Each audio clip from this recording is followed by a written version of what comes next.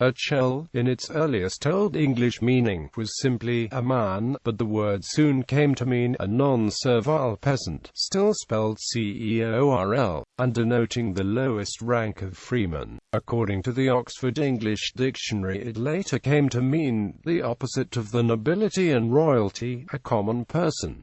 Says Chadwick, the distinction between Thane and Ceorl is from the time of Ethelstan the broad line of demarcation between the classes of society. This meaning held through the 15th century, but by then the word had taken on negative overtone, meaning a country person, and then a low fellow. By the 19th century, a new and pejorative meaning arose, one inclined to uncivil or loutish behavior. The Ceorls of Anglo-Saxon times lived in a largely free society, and one in which the fealty was principally to the king. Their low status is shown by the word guild, which over a large part of England was fixed to 200 shillings. Agriculture was largely community-based and communal in open field systems. This freedom was eventually eroded by the increase in power of feudal lords and the manorial system. Some scholars argue, however, that anterior to the encroachment of the manorial system, the Ceorls owed various services and rents to local lords and powers.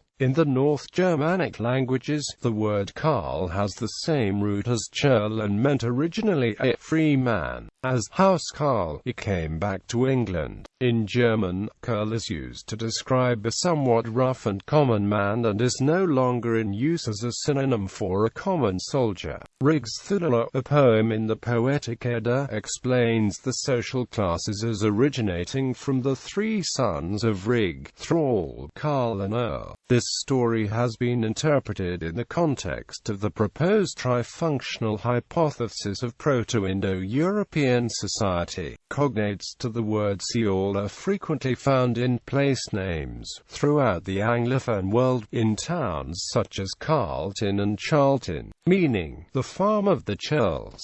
Names such as Carl and Charles are derived from cognates of Churl or Ceorl, while the word churl went down in the social scale. The first name derived from the same etymological source remained prestigious enough to be used frequently by many European royal families, owing, originally to the fame of Charlemagne, to which was added that of later illustrious kings and emperors of the same name. Król, the Polish word for king, is also derived from the same origin.